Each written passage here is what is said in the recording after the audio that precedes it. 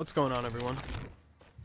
So this video is going to be a stamina dragonite build video for Clockwork City. This build is a medium armor 2H sword and board build, and I just want to say before I start this, if you are looking for a heavy armor build, or like a 2H sword and board heavy armor build, I would probably recommend the same thing I recommend to anybody that asks me in game or any of my friends: 7th Legion, Werewolf Hide, and Blood Spawn. You want like an overall heavy armor build. Personally, I don't like heavy armor on a DK, at least right now. I'd rather have shuffle, and I'm still tanky enough with sword and board. But it's still really strong though. I get beat by plenty of heavy armor DKs that are really hard to kill. So yeah, 7th Legion, Werewolf Hide, and Blood Spawn. It'll give you a good combination of sustain and damage from the 7th Legion, the health from 7th Legion. You know, Fury is a really good set too, but 7th Legion's definitely better in duels because not everybody will proc your Fury like to the fullest extent. So, that out of the way,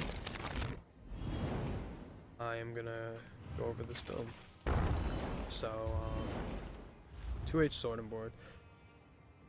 So, 34,700 max stam, 1448 recovery, 23k max health, 3,500 weapon damage, 2,700 crit resist, and 21k spell resist, and 19k physical resist on my front bar. Back bar is 24,500 and 22,300. Okay. Stam's a little higher on my back bar, although I would probably go with a health glyph, just because if I'm on my sword and board bar, probably blocking, trying to heal a bit. So I'm gonna go over two different builds in this video, and I'm gonna go over why I think they're strong and why you should run certain ones a certain way. So this build is, and the damage also, the damage is very, very similar, but there's ways, certain ways to do things in this game, and this is just two really good ways to go on a DK right now, I think. Alright, so the first setup here, Bone Pirates is the first set. Stam recovery, Stam.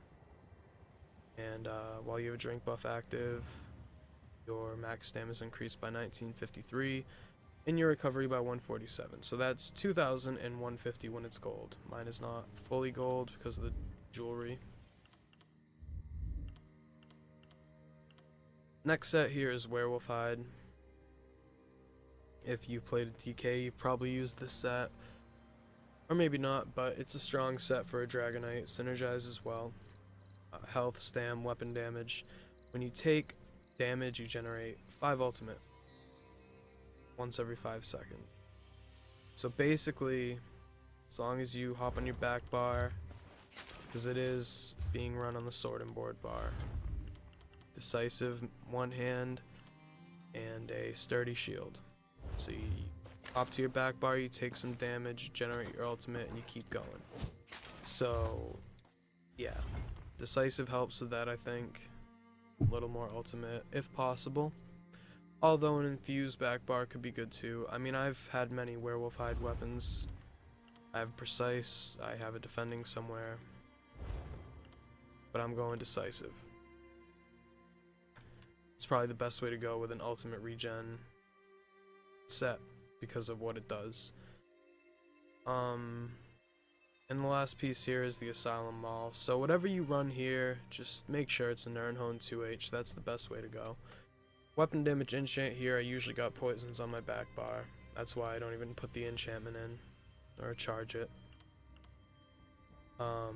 Even though this red thing drives me nuts, but yet I don't want to take it off because it's useful when I actually need to know that my enchantment's out. So yeah. When you deal damage with a reverse slice, you generate up to 14 ultimate based on how much execute bonus damage is dealt. Alright, so the thing about this is, I like the Maelstrom 2H a bit better. Obviously, if you're not running Crit Rush, then you don't need the Maelstrom 2H, but this can be completely useless or very, very useful. So in like a 1v3 or 1v5 or something, if they're tanky targets and you can't kill them, then it's not really helping you. However, I can use this as an example because it just happened before I started making this video. I was fighting a really tanky Templar, Magplar, Permablock, and he had vampire passives because he was mist forming everywhere, right? So when his health gets really low, he takes less damage. Now, I got him down to like less than 10%, and I was execute spamming him. Okay? I leaped him and execute spammed him like 5 times. Even though his health didn't go from 10% to 0, it went from like 10% to like 5%, it still gave me, within like 4 to 5 executes, it still gave me enough to leap him again within like 3 seconds. So it can be really strong with that. And also if you're just killing people and going through and just mowing people down, executing, then yeah, it's very useful. But if you're in a fight where you're not executing, then it's not helping you. But I would definitely run it. Definitely run it. And I run them all because it ignores resistance, but like I've said before, I find the axe good for what it does. And the sword too. The axe is probably my second favorite though. So the next really important thing here is Slime Craw. Weapon crit and minor berserk at all times, and your arms will glow red. Alright, so a lot of people would run Blood Spawn on a DK, but I think on this particular build, obviously I'm running 2 sustain sets. I'm not even getting the 4-piece weapon damage from this. And if you want to run like a Werewolf Hide 2H, it's a really good set to get a 2H, trait change it to Nirnhone and make it gold, because I don't have a ton of money, so that's why I don't do that. But there's certain sets in the game that you could use on a lot of different builds, and Werewolf Hide is one of them, so it wouldn't be a bad idea to do that if you wanted a little more weapon damage. But this build still hits really hard. Alright, so yeah, Slime Craw is important. You have 2 sustain sets and no damage set, so Slime Craw is the way to go. Now, where does the damage come from? Well, like I said, Slime Craw, and also the skills. So there's a couple different things you can do here. Wrecking Blow. Wrecking Blow gives you an empower for 5 seconds, so that will increase the damage of your next attack by 20%. So like Wrecking Blow into a leap's gonna hit much harder. The CC comes from my back bar, but I also got Rally, Reverse Slice, Stampede, Venomous Claw, oh wow, and Take Flight. Back bar is Igneous, Volatile, Shuffle, Reverb, which is where the stun comes from, and Vigor, and Spell Wall. I've been playing around with Corrosive because if there's a really tanky target, this will take them out really quick. For example, same fight with the Templar. It was a 1v3. Templar was healing them right before I came to make this video. Templar was healing them and making it difficult, so I popped Corrosive and I killed one of the tankier targets in like 2 Wrecking Blows. Just bang, dead. Ignores their resistance completely, so it's a really good ability to run. Alright, so what else do I need to go over here? So the damage looks a little low. That's what I wanted to say. But when you count in max stam, oh, and this is the other thing I wanted to say. I don't even know if I mentioned this yet. I'm an Argonian. This is the race I choose to go with because of a couple reasons. Number one being this potion passive right here. Drink a potion, get 4,620 health, stam, and magic back. It's really good. max health, resistance, healing received, healing done, max magic. Okay, so it's really cool. However, you don't get a lot of max stam. So this particular build I think is better suited for an Argonian or maybe an Orc even, because you don't get as much max stam, so Bone Pirates gives you a lot of max stam. That being said, even if you run this build on a redguard or a wood elf or whatever, you're gonna have way more max stam than I do. If you have your undaunted passives and you're a redguard or another stamina based race, you're gonna have way more max stam than I do, and probably more recovery too. Now the thing about max stam is, and I've somewhat been able to confirm this on the forums through talking to people and just researching it online, this is what I'm going with for now.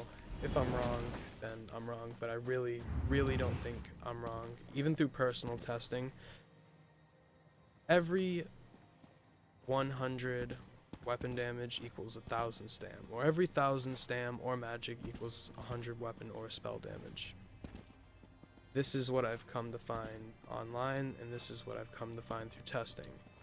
Through testing, I mean, I've done this with a couple people, but even the other day, me and my friend had similar builds. He had 3k more stam than me, but 250 weapon damage less than me.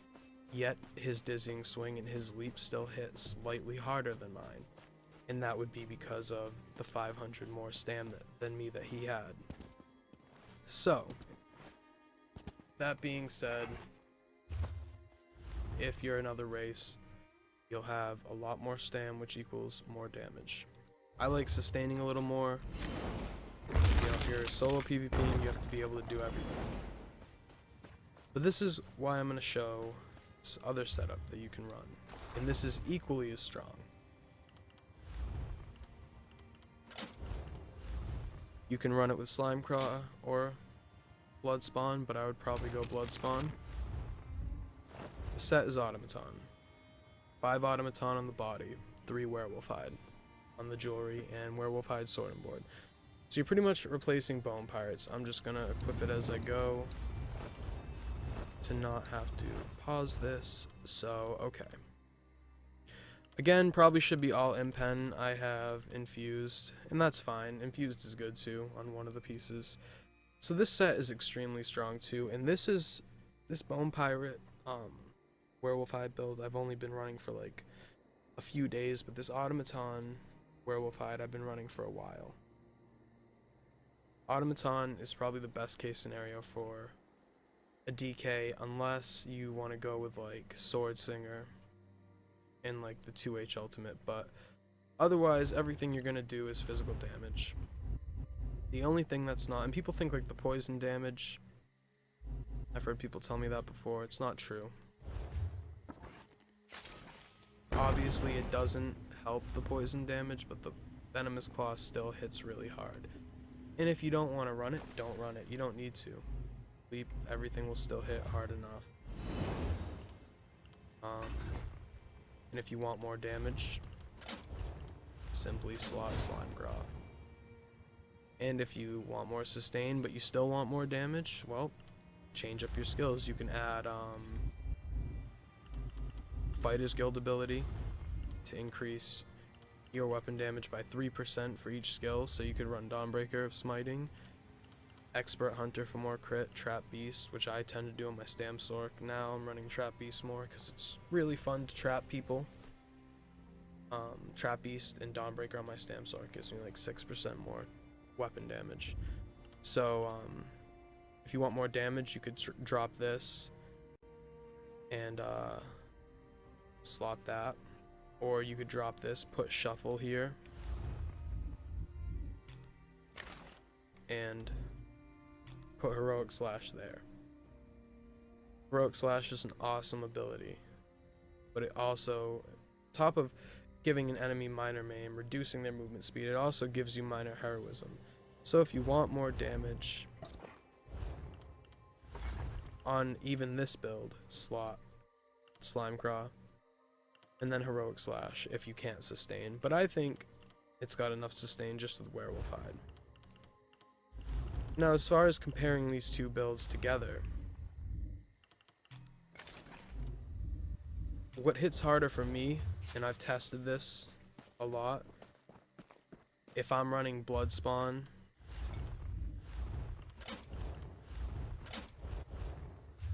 with 5 automaton, which again, the set is just amazing, and 3 werewolf hide. Oh god. Okay, gotta change that up too. Okay, so 3 werewolf hide on the jewelry, 5 automaton on the body. So if I'm running this the way that I'm running it right now, let me show you the stats first. I should change the glyphs around to try to get 31k max stam and a little less max health. Why do I have so much max health? No buffs. Okay. Definitely need a little less health and a little more stam. But you're getting like 3,700 weapon damage, 33% crit, and 1,250 recovery. Add that to the 400 that automaton gives you, and you have like 4,100 weapon damage. And then the weapon damage glyph, you got like 4,600. So, putting all that together, the other build hits harder. And it hits harder by 100 damage. So like my leaps on my target skeleton were hitting for 21,500 with this build, with blood spawn. And they were hitting for 21,600 with the other build, or like a little over that. It's like 150 more with the other build. So that's because of the max stam. Even though this build has like 500 more or like 400 more weapon damage or something like that, the other builds still hit harder because it has more stam. Now, if you're a race that has stam, redguard or something, then this build probably be better. And again, that was with blood spawn. If I slot slime craw on this build, then this build hits harder. So it's all about balance, I think, in the end. They're both really good builds, and they're both similar. And I don't know, I'm gonna keep testing them together and pick one to run specifically. But I find either way, it's just really fun. It's fun playing a DK like this. I love playing DK, not as much as my Stam Sork, but I do. And anytime I can slot something like this, like Slime Craw, and get more damage on this build, then I'll just do it just because. The harder you hit, the faster you kill people. And, yeah. I mean, let's see here. So,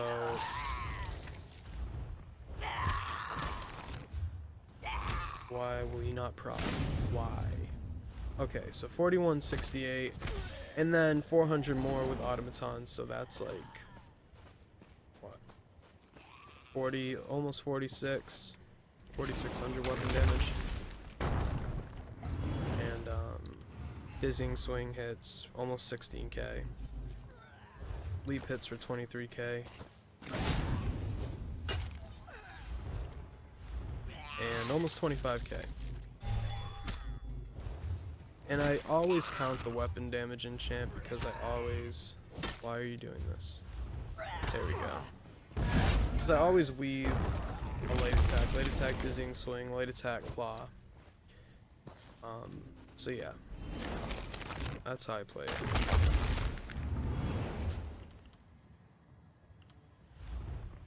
Champion points, 28 Warlord. You can go more here if you don't like CC break, which I don't. Probably should go more here, honestly. Maybe take some out of tenacity.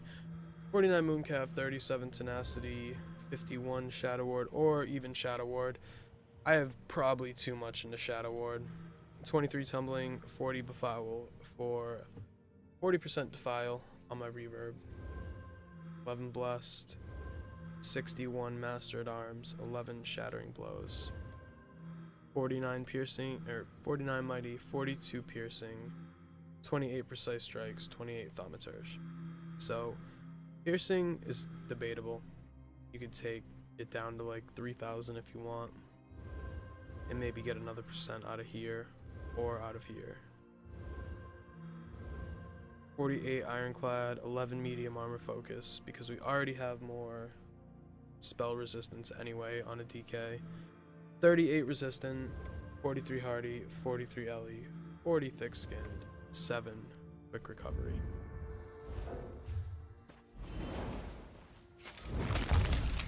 So yeah, that's pretty much it.